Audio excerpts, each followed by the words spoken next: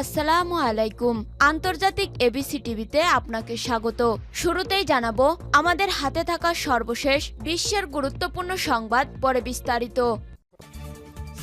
পুরোদমে Israel Iran Hezbollah যুদ্ধ চলছে। জানিয়ে দিব আমাদের হাতে থাকা সর্বশেষ গুরুত্বপূর্ণ আপডেট আন্তর্জাতিক সংবাদ। শুরুতেই জানিয়ে দিব ইরানের সন্ত্রাস বিরোধী অভিযানে নিহত ২৬। ইরানের সিস্তান ও বালুচিস্তান প্রদেশের সন্ত্রাসী গোষ্ঠীগুলোর বিরুদ্ধে পরিচালিত অভিযানে ২৬ সন্ত্রাসী নিহত এবং ৫০ জনকে আটক করা হয়েছে। এরপর জানিয়ে দিব মানসিক ট্রমায় ইসরায়েলি সেনাদের আত্মহত্যা। ফিলিস্তিনের গাজা উপত্যকায় ইসরায়েলি সেনাদের আক্রমণ, নিষ্ঠুরতা ও মানবতা বিরোধী অপরাধের ১ বছর পরেও যা ঘটেছে তা মানব ইতিহাসের এক অন্ধকার অধ্যায় হয়ে থাকবে।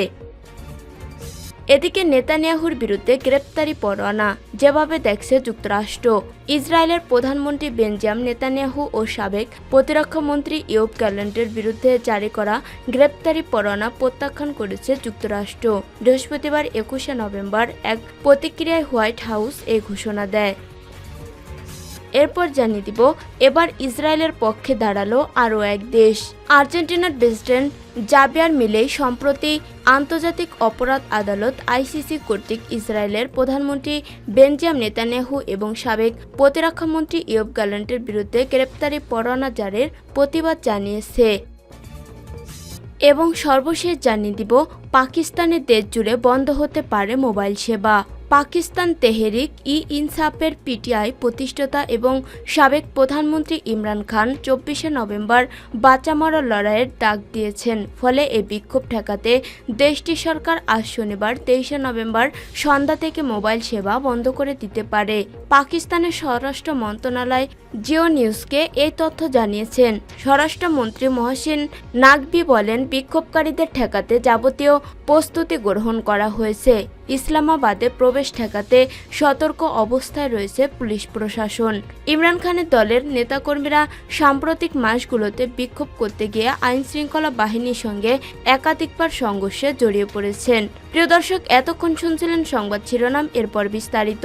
তবে তার আগে বন্ধু জানিয়ে দিন আপনি কোন স্থান থেকে আমাদের সংবাদটি দেখছেন এবং শুনছেন। জানিয়ে দিন এই সংবাদ সম্পর্কে আপনার মূল্যবান মতামত। আর বন্ধু, গাজা যুদ্ধে আপনি যদি নিরীহ ফিলিস্তিনিদের ভালোবেসে থাকেন তাহলে কমেন্টে এস লিখে বিশ্ববাসীকে জানিয়ে দিন। আর আপনি যদি আমাদের চ্যানেলে নতুন হয়ে থাকেন তাহলে ভিডিওটি দেখতে দেখতে চ্যানেলটি সাবস্ক্রাইব করে রাখুন, যাতে করে আমাদের পরবর্তী সংবাদগুলো সবার আগে আপনার কাছে পৌঁছে যায়। এবারে বিস্তারিত। ইরানের সন্ত্রাস বিরোধী অভিযানে নিহত ২৬। ইরানের সিস্তান ও বালুচিস্তান প্রদেশের সন্ত্রাসী গোষ্ঠীগুলোর বিরুদ্ধে পরিচালিত অভিযানে ২৬ সন্ত্রাসী নিহত এবং ৫০ জনকে আটক করা হয়েছে। শনিবার ইরানি বিপ্লবী গার্ডের আইআরজিসি গার্ড ফর কুদস বেসের মুখপাত্র ব্রিগেডিয়ার জেনারেল আহমদ শাফিয়ে এই তথ্য জানিয়েছে। জেনারেল শাফি জানান, নিরাপত্তা শহীদ নামক একটি সামরিক মহড়ার অংশ হিসেবে এই ক্লিয়ারেন্স অপারেশন চালানো হয়। মূলত এই অভিযানের লক্ষ্য ছিল সন্ত্রাসীদের কার্যক্রম ধ্বংস করা এবং অঞ্চলের নিরাপত্তা জোরদার করা। তিনি বলেন, এই মহড়ার মূল উদ্দেশ্য নিরাপত্তা বৃদ্ধি করা, যা এই অঞ্চলের শান্তি এবং স্থিতিশীলতা আনতে সহায়ক হবে।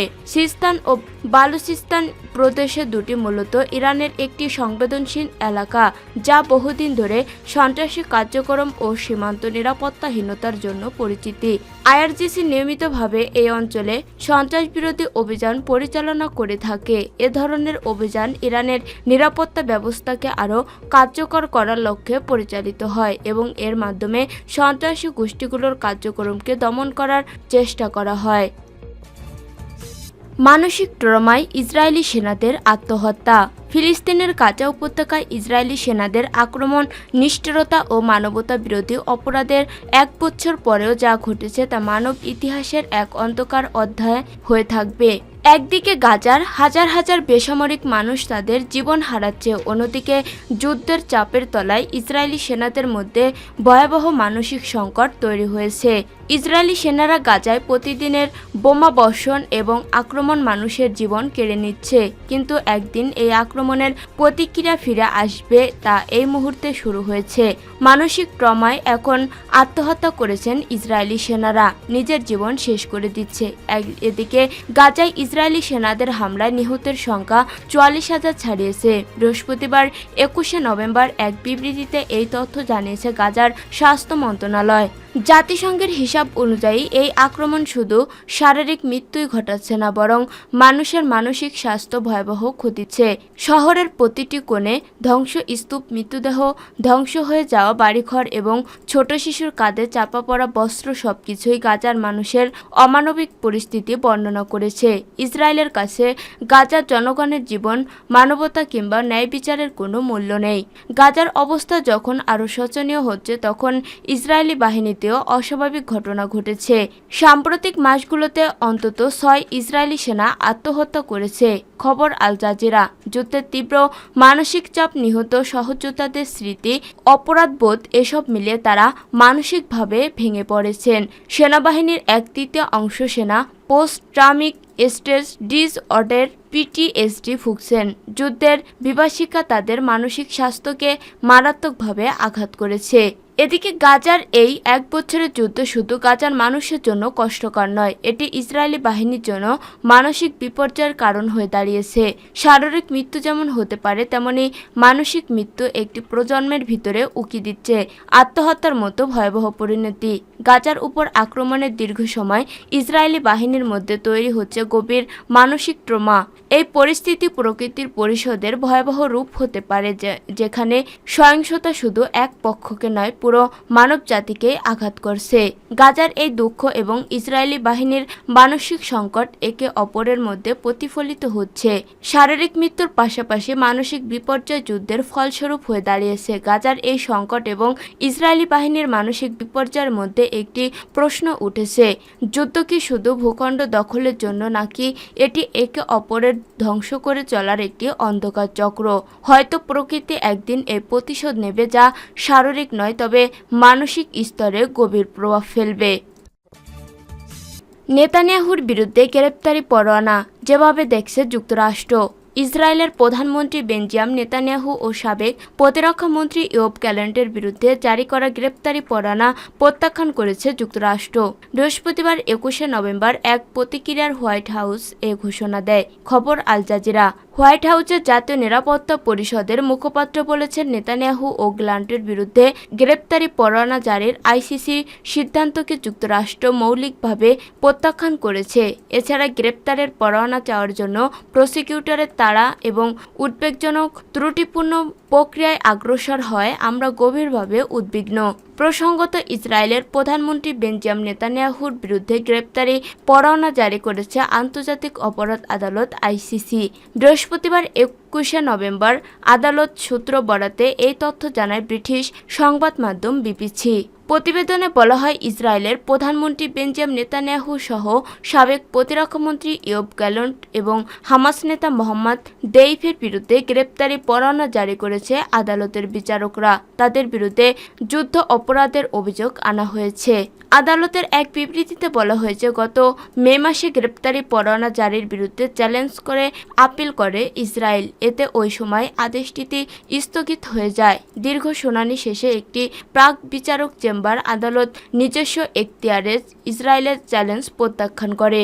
এরপর নেতানিয়াহু, ইয়োব গ্যালেন্ট ও দেইফকে গ্রেপ্তার করে আদালতে হাজিরের নির্দেশ দেওয়া হয়। মোহাম্মদ দেইফের বিরুদ্ধে পরোয়ানা জারি করা হলেও তার জীবিত থাকা নিয়ে সন্দেহ রয়েছে, কারণ ইসরায়েলি সামরিক বাহিনী বলেছে জুলাই মাসে গাজায় একটি বিমান হামলায় তিনি নিহত হয়েছেন।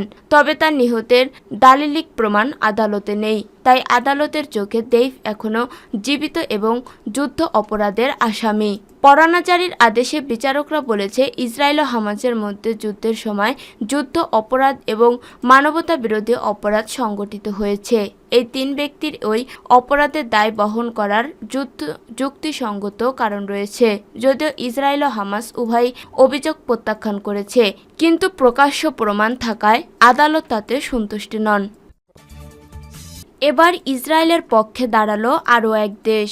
আর্জেন্টিনার প্রেসিডেন্ট জাবিয়ার মিলেই সম্প্রতি আন্তর্জাতিক অপরাধ আদালত আইসিসি কর্তৃক ইসরায়েলের প্রধানমন্ত্রী বেঞ্জামিন নেতানিয়াহু এবং সাবেক প্রতিরক্ষা মন্ত্রী ইয়োব গ্যালান্টের বিরুদ্ধে গ্রেপ্তারি পরোয়ানা জারির প্রতিবাদ জানিয়ে এবং ইসরায়েলের পক্ষে দাঁড়িয়ে তিনি বলেন, এই পরোয়ানা ইসরায়েলের আত্মরক্ষার অধিকারকে অগ্রাহ্য করেছে, বিশেষ করে হামাস ও হিজবুল্লাহর মতো সন্ত্রাসী গোষ্ঠীর আক্রমণের প্রেক্ষাপটে। প্রেসিডেন্ট মিলেই আরও বলেন, ইসরায়েল এখনও সন্ত্রাসী আক্রমণের শিকার হচ্ছেন এবং এই দেশটির নাগরিকদের মানবাধিকার লঙ্ঘন করে জিম্মি করা হয়েছে। তিনি অভিযোগ করেন, আন্তর্জাতিক ন্যায় বিচারের মূল উদ্দেশ্যকে বিকৃত করে সন্ত্রাসী সংগঠনের নৃশংসতা উপেক্ষা করা হয়েছে। বৃহস্পতিবার 21শে নভেম্বর আর্জেন্টিনার সংবাদ মাধ্যম বুয়েনস আয়ার্স টাইমস এক প্রতিবেদনে এই খবর প্রকাশ করে। আইসিসি ইসরায়েলি নেতাদের বিরুদ্ধে মানবতা বিরোধী অপরাধ এবং যুদ্ধ অপরাধের অভিযোগ এনেছে, কারণ গাজাবাসীর বেঁচে থাকার ন্যূনতম চাহিদাগুলো কেড়ে নেওয়া হয়েছে এবং এখনও তাদের সে মানবাধিকার থেকে বঞ্চিত রাখা হচ্ছে। আইসিসির এই সিদ্ধান্তের পর নেদারল্যান্ডস, ইতালি ও অন্যান্য ইউরোপীয় দেশগুলো জানিয়েছে, তারা যদি নেতানিয়াহুকে গ্রেপ্তার করতে পারে তবে তাকে আইসিসির কাছে হস্তান্তর করবে। তবে যুক্তরাষ্ট্র, হাঙ্গেরি এবং আর্জেন্টিনা নেতানিয়াহুর পক্ষে অবস্থান নিয়েছে। আর্জেন্টিনা সরকারও এই গ্রেপ্তারি পরোয়ানার বিরোধিতা করে বলেছে, তারা ইসরায়েলের আইনগত প্রতিরক্ষার অধিকারকে অপরাধ হিসেবে চিহ্নিত করার সঙ্গে একমত নয়।